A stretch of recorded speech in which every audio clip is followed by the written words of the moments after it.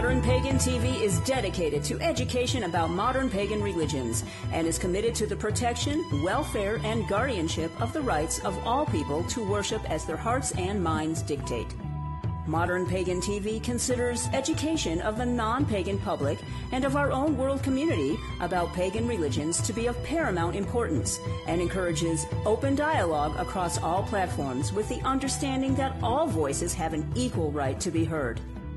Modern Pagan TV encourages participation in multiple spiritual events as the tradition and the individual deems appropriate, and maintains that courtesy and open-mindedness and not denigration are paramount to any discussion.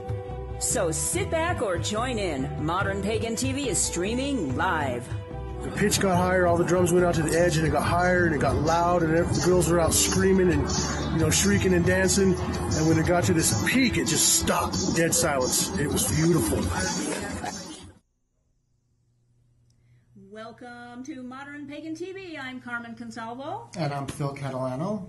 And we have a number of people coming into the chat room and guests in the audience. And so welcome everyone. Yeah, we have a couple of guests today, one of which will be Skyping in from Canada.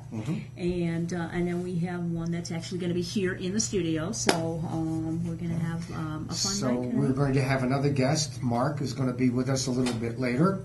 And we're going to ask all those who want to type in some chat questions or call in to please do so. And we'll go on from there. Yeah, we're going to have a good show. We're not doing Kitschy Crafty Witch. I can't even say my own segment there. Crafty Kitchen Witch is taking a break tonight because we're both up here. Our other wonderful host, Laura McKenzie, is presently up in the air flying home to Denver. She couldn't get an earlier flight. Yeah, we're kind of bummed. But, we're holding down the fort and we're going to make it happen for her. So, anyway, first thing, what do we got coming up first thing now? The astrology. We have Kat Lindgren is going to be with us for an astrology report. Yes, our astrology for this week, our astrology report for this week. Let's check in with Kat. Here we go.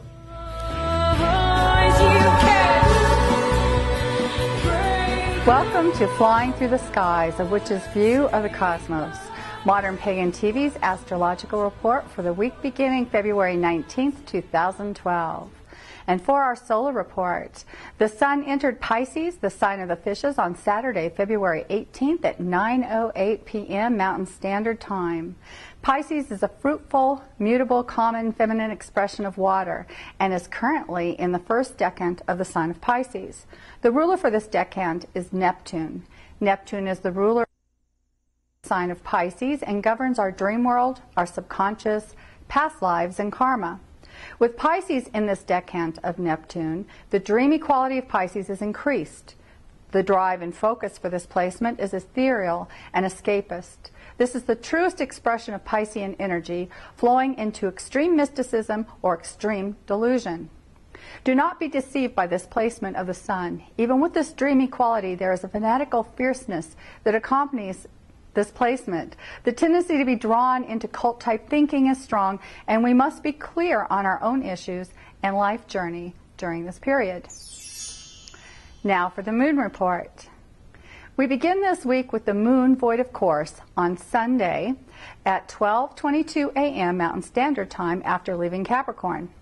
This is a quick transverse for the moon as she enters Aquarius at 3:28 a.m. Mountain Standard Time on the same day. The moon leaves Aquarius on Tuesday, the day of the dark moon, at 7:17 a.m. Mountain Standard Time and enters Pisces at 8:17 a.m. Mountain Standard Time. The dark moon crests Tuesday, February 21st in Pisces at 3:31 p.m. Mountain Standard Time.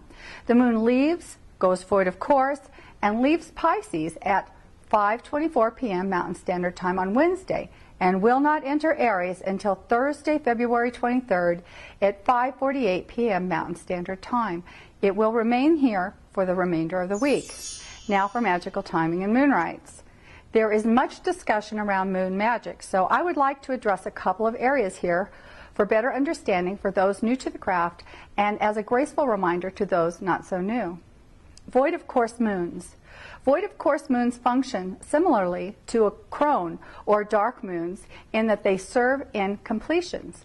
We do not start new work during a void of course, but can finish what was started while the moon was firmly rooted in a sign. Moon phases. Most practitioners understand the growing and full moons, but there seems to be much disagreement and confusion around the dark and new moon cycles. What does not help with this is many calendars address the dark moon as a new moon, so I would like to explain this as it was used in days of old. Please note, I am only speaking of moon phase work here and not of magical work constructed during sun cycles or using planetary hours. Our grandmothers used the cycles by what was observable in the night sky. When they looked up and saw our mother moon age and grow smaller to the point where she was but a sliver of silver in the night sky, she was called crone. When they looked up and could not see her at all, she was called the dark moon or black moon. And when she began to grow again to where there was but a sliver of her new self appeared, she was called the new moon. Why does this matter? In magical work, timing is everything, whether we are working complex rites or garden magic. The power of the 3.5 day influence can spell the difference in whether we are successful or need to start again. Beginning with the true new moon, we form our magic to call to us or grow that which is intended for the rite. Magical and healing work that adds or brings to is supported from 3.5 days after the new moon through the full moon. Magical and healing work that takes away, shrinks, or diminishes is supported from 3.5 days after the full moon through the dark moon. The crone moon is incredibly powerful for short-term spell work that will culminate by the dark moon. When we add the astrological signs that the moon visits on her monthly sojourn, we have a recipe that lends exactness to our work. For example, during this week's cycle, we have the dark moon in Pisces, which supports deep planting of our intents and working with the dream time. Dark moon supports surgeries as blood flow diminished during this phase. After Thursday, the moon enters Aries and begins to wax. And now for our retrograde watch. Mars continues its retrograde in Virgo and will remain so until Friday, April 13th, 2012 at 10:53 a.m. when it will turn direct. Mars represents direct energy, physical expression, individual action, and assertiveness, as well as anger, desire, sexuality, competitiveness, and motivation for self-interest. Mars energies tend to burst forward, exerted in short duration. Every 2 years, Mars goes retrograde for 2 to 2.5 months. What often results are upsets and frustrations in daily life as emotions which should be externalized become internalized. A kind of chewing up of oneself. When you finally explode, it is as likely as not that in doing so you will be acting out aggressively against your own self-interest. Saturn continues its retrograde sojourn through Libra and will remain so until June 25th at 3 a.m. of this year when it turns direct. Saturn deals with karma, limits, responsibility, tradition, conservatives, authorities, long-term goals and accomplishments.